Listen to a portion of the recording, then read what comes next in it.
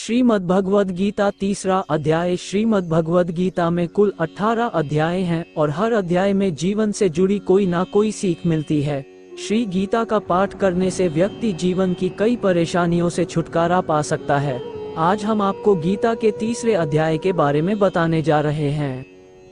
अध्याय 3 कर्म योग और ज्ञान योग का भेद। अर्जुन उवाच जायसी चेत कर्मणस्ते मता बुद्धिर्जनार्दन तत्की कर्मणि घोरे मां नियोजसी केशव। भावार्थ। अर्जुन ने कहा, हे जनार्दन, हे केशव, यदि आप निष्काम कर्म मार्ग की अपेक्षा ज्ञान मार्ग को श्रेष्ठ समझते हैं तो फिर मुझे भयंकर कर्म युद्ध में क्यों लगाना चाहते हैं। व्यामिश्रेणेव वाक्येन बुद्धिम मोहयसीव में तदैकम वद निश्चित्य येन श्रेयोमाप्नुयाम। भावार्थ। आप अनेक अर्थ वाले शब्दों से मेरी बुद्धि को मानो मोहित कर रहे हैं, अतः इनमें से मेरे लिए जो एकमात्र श्रेयस्कर हो उसे कृपा करके निश्चय पूर्वक मुझे बताएं, जिससे मैं उस श्रेय को प्राप्त कर सकूं। श्री भगवानुवाच लोकेस्मिद्विविधा निष्ठा पुरा प्रोक्ता मयांग ज्ञान योगेन सार्ख्याना कर्मयोगेन योगिनम। भावार्थ।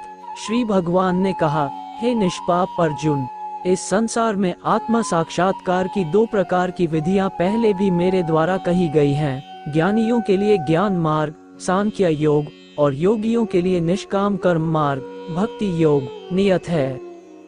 न कर्मणाम नारंभा नैष्कर्मयम् पुरुषोष्णुते न च सन्नस्नादेव सिद्धिम समधिगच्छति। भावार्थ। मनुष्य न तो बिना कर्म किए कर्म बंधनों से मुक्त हो सकता है और न ही कर्मों के त्याग संन्यास मात्र से सफलता सिद्धि को प्राप्त हो सकता है। न हि कश्चित् क्षणमपि जातु तिष्ठत्य कर्मकृत कार्यते ह्यवशः कर्म सर्वः प्रकृतिजैर्गुणः। भावार्थ। कोई भी मनुष्य किसी भी समय में क्षण मात्र भी कर्म किए बिना नहीं रह सकता है, क्योंकि प्रत्येक मनुष्य प्रकृति से उत्पन्न गुणों द्वारा विवश होकर कर्म करता है। कर्मेन्द्रियाणि संयम्य य आस्ते मनसा स्मरन् इंद्रियार्थान् विमुआत्मा मिथ्याचारः स उच्यते। भावार्थ। जो मनुष्य कर्म इंद्रियों को वश में तो करता है किंतु मन से इंद्रियों के विषयों का चिंतन करता रहता है, ऐसा मूर्ख जीव मिथ्याचारी कहलाता है। यस्त्विन्द्रियाणि मनसा नियम्यार्तेऽर्जुन कर्मेन्द्रियैः कर्मयोगं सक्तः स विशेष्यते। भावार्थ। हे अर्जुन, जो मनुष्य मन के द्वारा इंद्रियों को वश में करने का प्रयत्न करता है और बिना किसी आसक्ति के कर्म योग निष्काम कर्म योग का आचरण करता है, वही सभी मनुष्यों में अति उत्तम मनुष्य है। नियत कुरु कर्म त्वं कर्म ज्यायो ह्यकर्मणः शरीरयात्रापि च ते न प्रसिद्धयेद कर्मणः।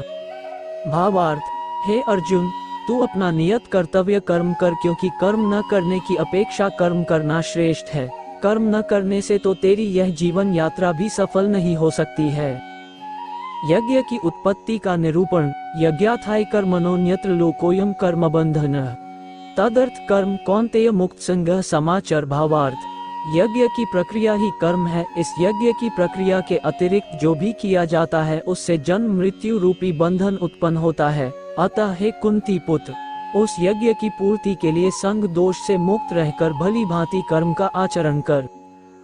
सहयज्ञाः प्रजा सृष्टा पुरोवोच प्रजापते अनन् प्रसविष्य ध्वमेश वोस्त्विष्ट कामधुक्। भावार्थ। सृष्टि के प्रारंभ में प्रजापति ब्रह्मा ने यज्ञ सहित देवताओं और मनुष्यों को रचकर उनसे कहा कि तुम लोग इस यज्ञ द्वारा सुख समृद्धि को प्राप्त करो और यह यज्ञ तुम लोगों की इष्ट परमात्मा संबंधित कामना की पूर्ति करेगा। देवान् भाव्यतानन् ते देवा भाव्यन्तु वः परस्पर भाव्यन्तः श्रेयः परम वाप्स्यत। भावार्थ। इस यज्ञ द्वारा देवताओं की उन्नति करो और वे देवता तुम लोगों की उन्नति करेंगे। इस तरह एक दूसरे की उन्नति करते हुए तुम लोग परम कल्याण परमात्मा को प्राप्त हो जाओगे। इष्टाभोगा ही वो देवा दास्यन्ते यज्ञ भाविता तैर्दतान प्रदायेभ्यो यो भुक्तेस्तेन एव सः। भावार्थ।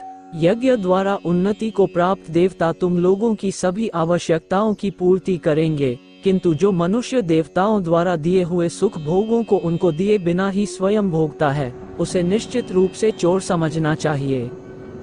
यज्ञशिष्टाशिनः संतो मुच्यन्ते सर्वक्लबिषः भुञ्जते ते त्वघन् पापा ये पचन्त्यात्मकारणात्। भावार्थ। यज्ञ से बचे हुए अन्न को खाने वाले भक्त सब पापों से मुक्त हो जाते हैं, किंतु अन्य लोग जो अपने इंद्रिय सुख के लिए ही भोजन पकाते हैं वे तो पाप ही खाते हैं। अन्नाद्भवन्ति भूतानि पर्जन्यादन संभव यज्ञाद्भवति पर्जन्यो यज्ञ कर्म समुद्भव। भावार्थ, सभी प्राणी अन्न से उत्पन्न होते हैं। अन्न की उत्पत्ति वर्षा से होती है, वर्षा की उत्पत्ति यज्ञ संपन्न करने से होती है और यज्ञ की उत्पत्ति नियत कर्म, वेद की आज्ञानुसार कर्म के करने से होती है। कर्म ब्रह्मोद्भवम विद्धि ब्रह्माक्षर समुद्भवम तस्मात् सर्वगत ब्रह्म नित्यम यज्ञे प्रतिष्ठितम। भावार्थ, नियत कर्मों का विधान वेद में निहित है और वेद को शब्द रूप से अविनाशी परमात्मा से साक्षात उत्पन्न समझना चाहिए। इसलिए सर्वव्यापी परमात्मा ब्रह्म रूप में यज्ञ में सदा स्थित रहता है। एवं प्रवर्तितम चक्रम नानुवर्तयति यः अघायुरीन्द्रियारामो मोघम पार्थ स जीवति।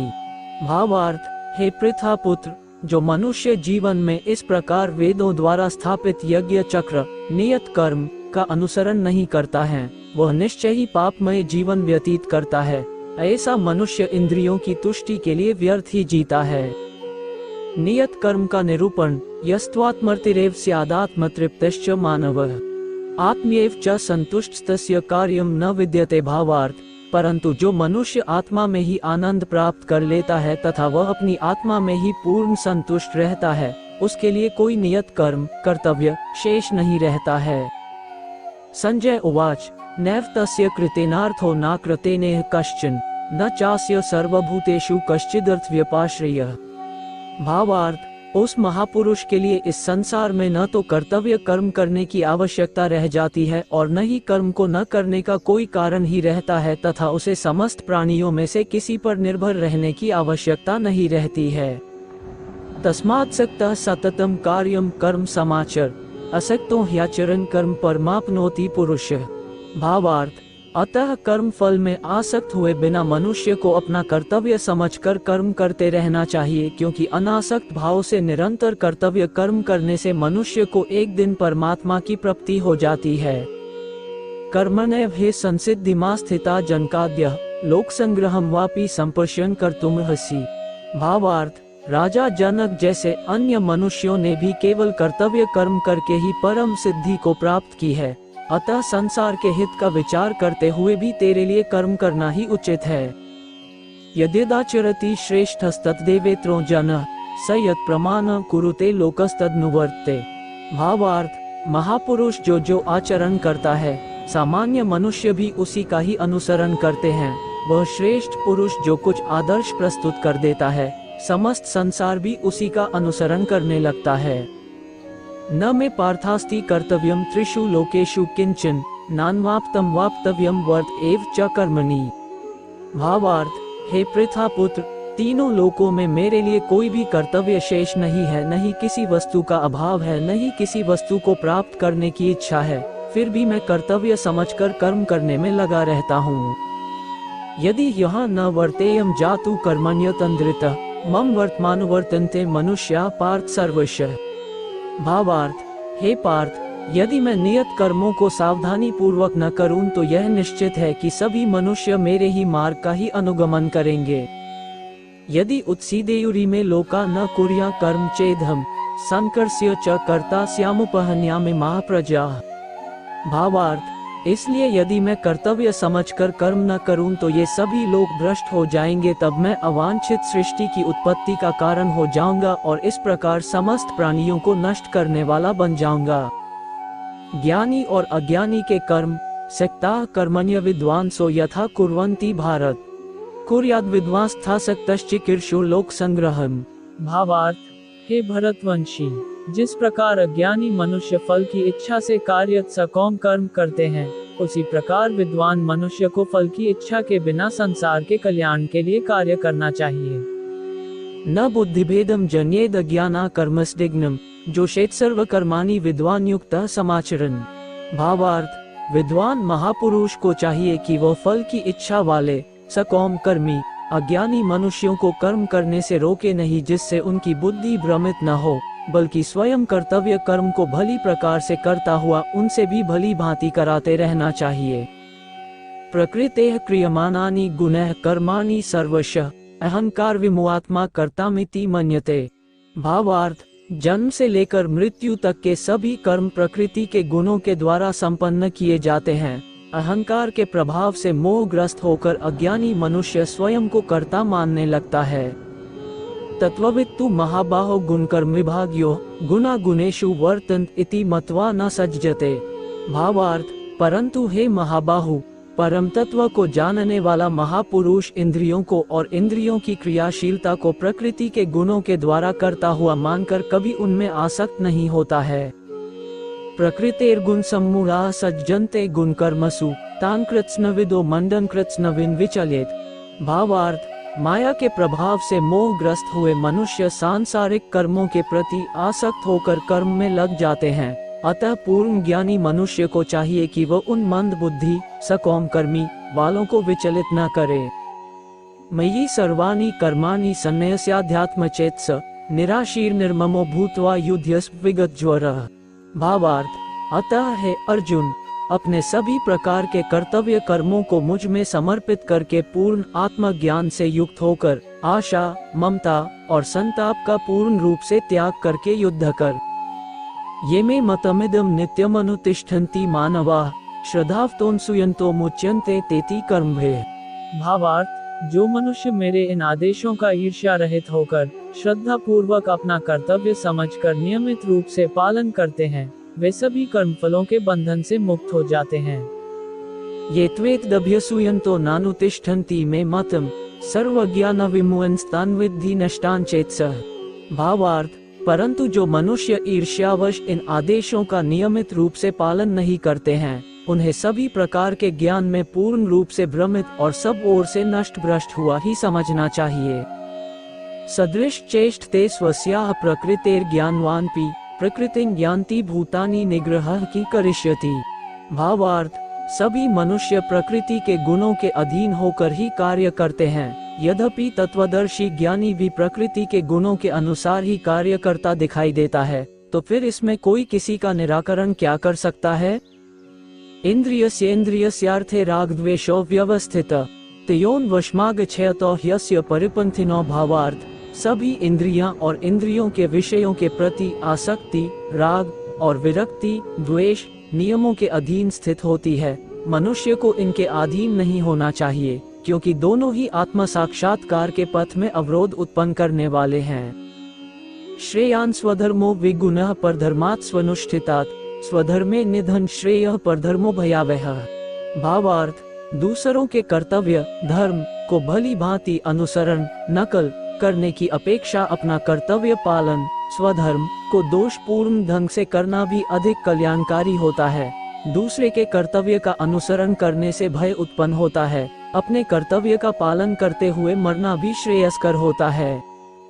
कामना रूपी शत्रु का शमन। अर्जुन उवाच अथ केन प्रयुक्तोऽयं पाप चरति पुरुषः अनिच्छन्नपि वार्ष्णेय बलादेव नियोजितः। भावार्थ, अर्जुन ने कहा, हे वृष्णिवंशी, मनुष्य न चाहते हुए भी किसकी प्रेरणा से पाप कर्म करता है। यद्यपि ऐसा लगता है कि उसे बलपूर्वक पाप कर्म के लिए प्रेरित किया जा रहा है।